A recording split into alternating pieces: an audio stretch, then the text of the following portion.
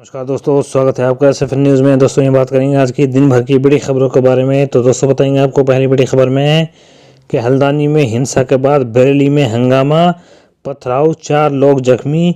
तौकीर रजा बोले कोई हमारा घर तोड़ेगा तो शांत नहीं रहेंगे। वहीं दोस्तों दूसरी बड़ी खबर में आपको बताएंगे कि हल्द्वानी में अवैध मदरसा गिराने पर हिंसा, 6 की मौत। DM बोली हमला प्लानिंग से हुआ, छतों पर पथराव जमा थे, पेट्रोल बम भी फेंके। वहीं दोस्तों तीसरी वीडियो हम आपको बताएंगे कि सीरियल किलर ने पूछा क्या उम्र कैद पूरी जिंदगी की सजा। सुप्रीम कोर्ट सुनवाई को तैयार। दोषी बोला मरने तक जेल में रहना मौलिक अधिकार का उल्लंघन। वहीं दोस्तों चौथी वीडियो हम आपको बताएंगे कि PM ने सांसदों से कहा साथ चलिए, सजा नहीं दूंगा। बसपा, TDP, भाजपा और BJD मेंबर्स के साथ कैंटीन में लंच किया, बिल PMO ने भरा। वहीं दोस्तों 5 मिनट हम आपको बताएंगे कि राम लहर पर सवार BJP को जयंत क्यों चाहिए।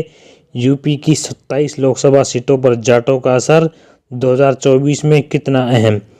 वहीं दोस्तों 6 मिनट हम आपको बताएंगे कि पाकिस्तान चुनाव नवाज बोले हमारे पास जनादेश सब साथ आए। सबसे ज़्यादा 95 सीटें इमरान समर्थक जीते। 9 शहरों में PTI का प्रदर्शन, 1 की मौत।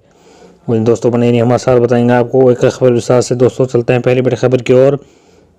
बता दें कि उत्तराखंड के हल्द्वानी में भड़की हिंसा के बाद उत्तर प्रदेश की बरेली में भी हंगामा हो गया। पथराव में 4 लोग जख्मी हुए। इत्तिहाद मिल्लत काउंसिल IMC के राष्ट्रीय अध्यक्ष तौकीर रजा ने घटना के विरोध में गिरफ्तारी देने का ऐलान किया।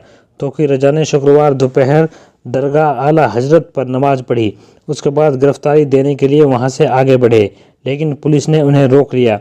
पुलिस के समझाने के बाद तौकीर रजा घर लौट आए। वहीं दोस्तों अगली बड़ी खबर की ओर दोस्तों बता दें कि उत्तराखंड के हल्द्वानी में नगर निगम ने गुरुवार 8 फरवरी को एक अवैध मदरसा ढा दिया। नमाज पढ़ने के लिए बनाई गई एक इमारत पर भी बुलडोजर चला दिया। उसके बाद वहां हिंसा फैल गई। भीड़ ने पुलिस और निगम के अमले पर हमला कर दिया। बनभूलपुरा थाने को घेरा और पथराव किया।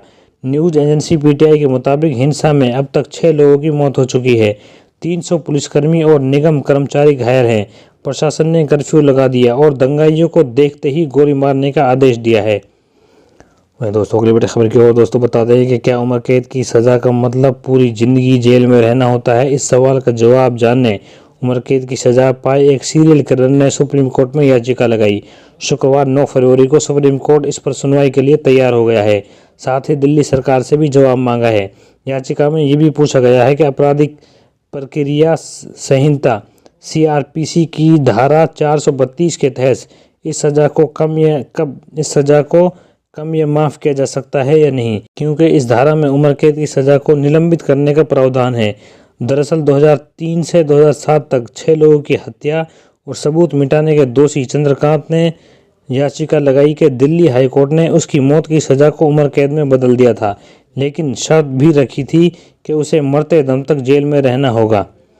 वहीं दोस्तों अगली बड़ी खबर की ओर दोस्तों बता दें कि प्रधानमंत्री नरेंद्र मोदी ने शुक्रवार को संसद की कैंटीन में कई राजनीतिक दलों को सांसदों के साथ लंच किया। कुछ मीडिया रिपोर्ट्स में सूत्रों के हवाले से दावा किया गया कि इन सांसदों को दोपहर 2 बजे इस अनौपचारिक लंच की सूचना मिली। प्रधानमंत्री जब कैंटीन में पहुंचे तो सांसदों से कहा मेरे साथ चलिए, आपको सजा नहीं दूंगा। दोस्तों अगली बड़ी खबर की ओर दोस्तों बता दें कि जो मुझे समझ नहीं पाया वही इस बात की चर्चा कर रहे हैं। मैं बहुत जिद्दी आदमी हूँ, जब कह देता हूँ मन बना लेता हूँ तो बदलता नहीं हूँ। 18 अगस्त 2023 को जाट नेता जयंत चौधरी ने BJP के साथ जाने के सवाल पर यह बात कही थी। 5 महीने भी नहीं बीते कि जयंत के BJP के साथ जाने की चर्चा तेज हो गई। खबर है कि अलायंस के फॉर्मूले पर लगभग सहमति बन गई है। पिछले दो लोकसभा चुनावों में जयंत की पार्टी एक भी लोकसभा सीट जीत नहीं पाई। इसके बावजूद राम लहर पर सवार BJP जयंत को अपने साथ क्यों लाना चाहती है।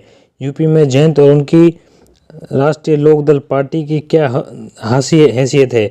2024 में BJP और RLD के लिए ये गठजोड़ क्यों जरूरी है। वहीं दोस्तों अगली बड़ी खबर की ओर दोस्तों बता दें अगली बड़ी खबर में कि पाकिस्तान में नेशनल असेंबली और प्रांतीय चुनाव के लिए वोटिंग खत्म होने के बाद काउंटिंग जारी है। मतदान गुरुवार सुबह 8 बजे से शुरू हुआ और शाम 5:30 बजे तक चला।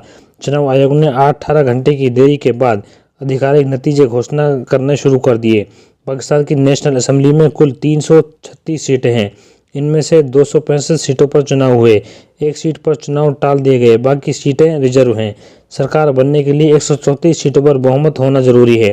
पाकिस्तान में मुख्य रूप से 3 पार्टियों के बीच मुकाबला है। इनमें पाकिस्तान मुस्लिम league Nawaz PMLN, Pakistan Tehreek Insaf PTI और पाकिस्तान पीपुल्स पार्टी PPP शामिल हैं।